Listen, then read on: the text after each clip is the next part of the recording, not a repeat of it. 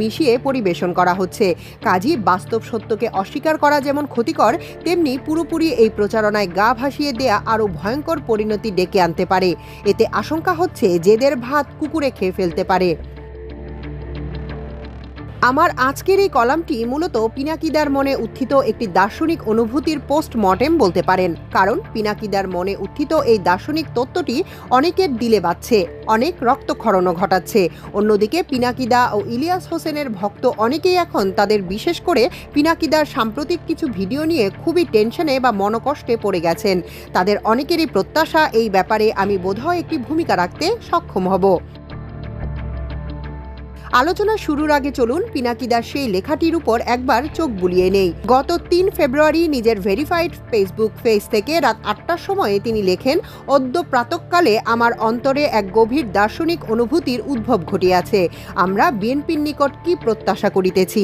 আমরা কেনই বা তাহা প্রত্যাশা করিব? আমরা কি এক অধিকর উৎকৃষ্ট বিএনপি প্রত্যাশা করিতেছি? আমাদের পত্রিকার কয়েকদিন আগের একটা গুরুত্বপূর্ণ হেডলাইন ছিল, এই বিএনপি দিয়ে আমরা কি করব। লেখাটা লিখেছিলেন মিনার সাহেব। তিনি আসলে এই লেখাটা কি লিখেছেন, কেন লিখেছেন, বিএনপিকে নিয়ে কেনই তিনি হতাশ? প্রিয় দর্শক, আমরা তার আলোচনাকে শুনবো, তার রিপোর্টটি, এরপর বিশ্লেষণ করব যে আসলে বিএনপি কি সঠিক পথে আছে কিনা।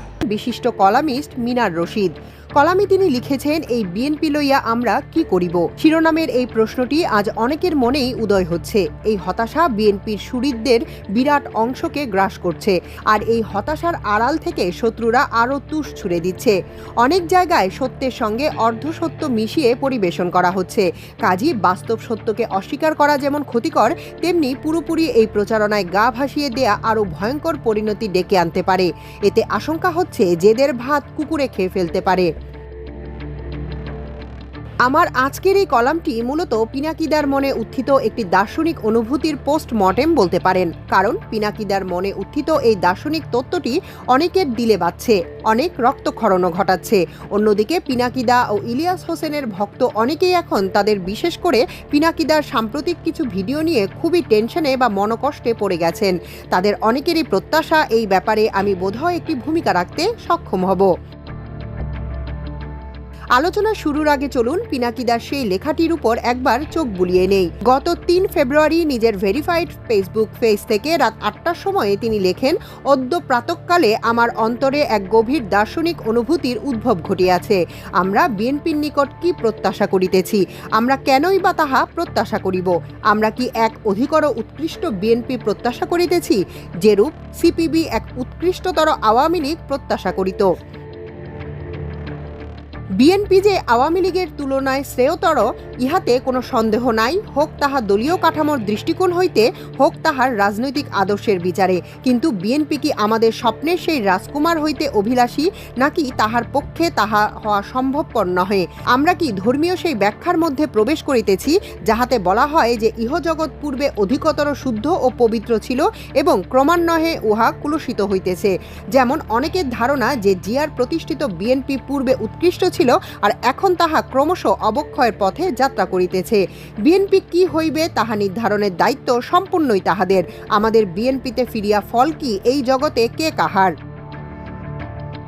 কাজী যে জায়গায় দাঁড়িয়ে, মানে ইন্ডিয়ার কোলে বসে সিপিবি একটি উৎকৃষ্ট আওয়ামী লীগ প্রত্যাশা করত, তেমনি একটি অধিকতর উৎকৃষ্ট বিএনপি আমরা একই জায়গায় দাঁড়িয়ে বা একই কোলে বসে প্রত্যাশা করছি না। জনপ্রত্যাশার এই চাপকে অ্যাভয়েড বা ইগনোর করার শক্তি বর্তমান বিএনপির নেই। বিএনপির অ্যাক্টিং চেয়ারম্যান তারেক রহমানের সঙ্গে যতটুকু ব্যক্তিগত যোগাযোগ রয়েছে, তা থেকে আমি এই কনফিডেন্সটি পেয়েছি। অ্যাক্টিং চেয়ারম্যানের সঙ্গে আমার সর্বশেষ যে যোগাযোগটি হয়েছে, যার স্ক্রিনশট আমি পিনাকিদা এবং কনক সারোয়ার ভাইয়ের সঙ্গে শেয়ার করেছি, সেটি নিয়ে আলোচনার আগে বর্তমান রাজনৈতিক ল্যান্ডস্কেপটি স্মরণ করা জরুরি। কারণ আওয়ামী লীগকে নিয়ে সিপিবির প্রত্যাশাটি ছিল বামদের বুদ্ধিভিত্তিক বিলাসিতা, কিন্তু বিএনপির উপর আমাদের প্রত্যাশা 18 কোটি মানুষের জীবন মরণ সমস্যার সঙ্গে জড়িত। কাজেই কোনো অভিমান বা হতাশা থেকে এই প্ল্যাটফর্মটির সঙ্গে সম্পর্ক চুকানো কোনোভাবেই ঠিক হবে না। বিএনপির কেউ নই আমি, তারপরও কিছু কথা বলতে এক ধরনের নৈতিক চাপ অনুভব করছি। কারণ 2007-08 সালে রাজনৈতিক ভ্যাকুয়াম সৃষ্টির মাধ্যমে -2 নামক ষড়যন্ত্রের বিরুদ্ধে যেভাবে দাঁড়িয়েছিলাম, আজও একই তাগিদ অনুভব করছি। দেশের দুটি দলের একটি আওয়ামী লীগের অপমৃত্যু ঘটেছে। আমার মনে হয় 1-11 প্রবক্তাদের টার্গেটের অর্ধেক পূর্ণ হয়েছে। এখন বাকি অর্ধেক, অর্থাৎ বিএনপিকেও ধ্বংস করার পরিকল্পনা শুরু হয়ে গেছে। এদিকে ডক্টর ইউনূস নিজেও জানেন না যে এই উপদেষ্টাদের কাদের পরামর্শে নিয়োগ দেওয়া হয়েছিল। ডক্টর ইউনূস বলেছেন, যাদের কাছাকাছি পেয়েছি তাদের নিয়েই সরকার গঠন করেছি। সহজেই অনুমিত হয় যে জাতির বিশেষ কুমিরের বাচ্চাগুলোকে বিশিষ্ট ব্যক্তিদের মোড়কে ওনার চোখের সামনে পরিবেশন করা হয়েছে। এখন প্রশ্ন, সরকার গঠনের আগে কুমিরের বাচ্চাগুলোকে কে বা কারা ওনার চোখের সামনে তুলে ধরেছিল? সব খেলার পেছনের আসল খেলারাম কে? এই কথাটি এ কারণেই বলছি, ছাত্রদের হাতে 2-3টি চকলেট ধরিয়ে দিয়ে আসল খেলারাম এই খেলাটি খেলেছিল। তারপরও ডক্টর ইউনূসের ব্যক্তিত্ব ও গ্লোবাল পরিচিতি এই খেলারামকে কিছুটা বেকায়দায় ফেলে দিয়েছে। এখন জানা যাচ্ছে ডক্টর ইউনূস এই খেলারামদের প্রথম চয়েজে ছিলেন না। ছাত্রদের চাপে পড়ে এই কাজে বাধ্য হয়েছেন। বারবার মনে হয় এই দেশটির উপর আল্লাহ তাআলার এক বিশেষ রহমত সবসময় থাকে। কাজেই আমরা সবাই মিলে অ্যালার্ট বা সজাগ থাকলে ষড়যন্ত্রকারীরা সফল হতে পারবে না, ইনশাল্লাহ। 1-11 প্রবক্তাদের কয়েকটি রোডম্যাপ বা প্ল্যান ছিল। প্ল্যানে প্রথম টার্গেট ছিল বিএনপি এবং আওয়ামী লীগ উভয়কে মাইনাস করে আধিপত্যবাদের তল্পিবাহী সুগন্ধি গন্ধযুক্ত একটি পাপেট শ্রেণী তৈরি করা। প্ল্যানে ব্যর্থ হলে দ্বিতীয় রোডম্যাপের মতো আওয়ামী লীগের হাতে ক্ষমতা অর্পণ করা হয়। একদলীয় শাসনকে উন্নয়নের ফানুস দিয়ে ঢাকার চেষ্টা করা হয়। স্বাধীনতার চেতনা দিয়েই স্বাধীনতাকে লুলা করে ফেলা হয়। কথিত বিশিষ্ট ব্যক্তি ও সংগঠনগুলো নিজেদের সব শক্তি দিয়ে এই রেজিমকে সহায়তা করে। তারপরও শেষ রক্ষা হয়নি। দ্বিতীয় রোডম্যাপের ঝুঁকিটুকু তাদের জানা ছিল। পূর্ব প্রস্তুতি হিসেবে সেভাবে প্ল্যান সির পরবর্তী খেলোয়াড়দের তৈরি করে। কাজেই প্ল্যান বি ব্যর্থ হলে 1 নম্বর রোডম্যাপের অর্ধেক হাসিনা মাইনাস বাস্তবায়িত হয়েছে। জ্ঞান করে বাকি অর্ধেক বিএনপি মাইনাস বাস্তবায়নের চেষ্টা শুরু করেছে। এখন সেই ধাপের কাজই চলছে। এ কারণেই তাদের কাছে জামায়াতের কদর বেড়ে গেছে 1-11 শুরুর সময়ের মতো। তারপর বাকি থাকবে জামায়াতে আমির সহ ইসলামপন্থী দলগুলো, অর্থাৎ আমাদের রাজনৈতিক ল্যান্ডস্কেপ হবে হুবহু মিশরের মতো। তখন ইসলামপন্থীদের থামাতে সিসির মতো কোনো পাপেটকে বসিয়ে দিলে আমেরিকা সহ সমগ্র পশ্চিমা বিশ্বের সমর্থন জোগাড় করা কঠিন হবে না। পশ্চিমা বিশ্বের মনে তখন অটোমেটিক আতঙ্ক ঢুকে যাবে যে গণতন্ত্র দিলেই ইসলামপন্থীরা ক্ষমতায় চলে আসবে। আগে একদলীয় শাসন ছিল ইন্ডিয়ার প্রয়োজনে, এখন আসবে দৃশ্যত পশ্চিমা বিশ্বের প্রয়োজনে। ইসলামপন্থীদের প্যাম্পারিং এ কারণেই বোধহয় শুরু হয়ে গেছে। কাজী পিনাকিদা এবং ইলিয়াস হোসাইন প্রমুখের উদ্দেশ্যে বলছি, চলার পথে আমাদের মধ্যে মতপার্থক্য থাকবেই। কেউ একটি গ্লাসকে অর্ধেক ভরা দেখবে, কেউ অর্ধেক খালি দেখবে। বিএনপির অনেক দোষ ত্রুটি বা সীমাবদ্ধতা রয়েছে। পিনাকিদা এদেশের রাজনীতি ও রাজনৈতিক কালচার সম্পর্কে আমার চেয়েও ভালো জানেন। বিএনপি একটি ক্ষমতাকেন্দ্রিক বর্জুয়া দল, কোনো আদর্শিক দল নহে। সেই দল থেকে রাতারাতি সব ফেরেস্তা বের হয়ে আসবে, এটা আমরা কখনোই আশা করতে পারি না। কাজী পিনাকিদার মতো অনেকেই হয়তো বেশি আশা করে এখন হতাশ হয়ে পড়ছেন। বিএনপি আমাদের জন্য বা দেশের জন্য এই মুহূর্তে কি করতে পারবে, কতটুকু করতে পারবে, তা আগে নির্ণয় করা দরকার। একটা শক্ত ভিতের উপর রাষ্ট্রীয় প্রতিষ্ঠানগুলোকে দাঁড় করাতে পারলেই ভবিষ্যতে কোনো নিষ্পাপ ফেরেস্তা দলের পক্ষে রাষ্ট্রীয় ক্ষমতায় আসা সম্ভব হবে। কাজেই কিছুটা পাপি দিয়েই আপাতত এগিয়ে যেতে হবে। অনেকেই প্রশ্ন করতে পারেন, তাহলে কি আমি এসব অনিয়মের পক্ষে ওকালতি করছি? বিএনপির টপ নেতৃত্ব, বিশেষ করে অ্যাক্টিং চেয়ারম্যান তারেক রহমানের কিছু প্রচেষ্টার দিকে পিনাকিদার সদয় দৃষ্টি এড়ানোর কথা না। বিএনপি নেতাকর্মীদের এক ধরনের ট্র্যাপে ফেলানো হয়েছে, কিংবা অনেকে নিজেরাই তাতে পড়ে গেছেন।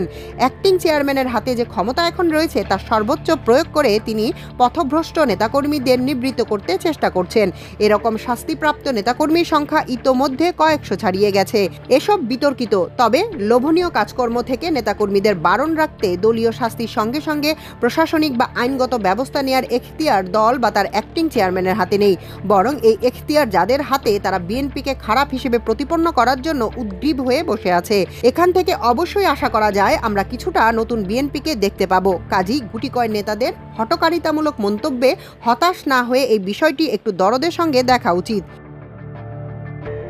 একজন চরম আশাবাদী মানুষ হিসেবে বিএনপির ইন্টারনাল সংস্কারের জন্য আমার নিজের প্রচেষ্টা অব্যাহত রেখেছি। এরকম 3টা মেসেজ গত 10 জানুয়ারিতে আমি অ্যাক্টিং চেয়ারম্যান বরাবর দিয়েছি। একান্ত ব্যক্তিগত যোগাযোগ হলেও বিষয়টি অত্যন্ত প্রাসঙ্গিকভাবে এখানে প্রকাশ করলাম।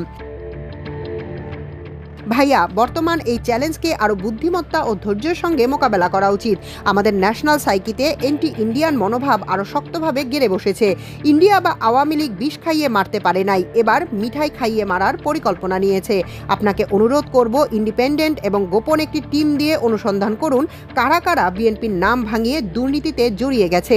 আর যে কোনো সমালোচনাকে নিজেদের কারেকশনের জন্য ব্যবহার করা উচিত, তাতে আখেরে বিএনপির লাভ হবে।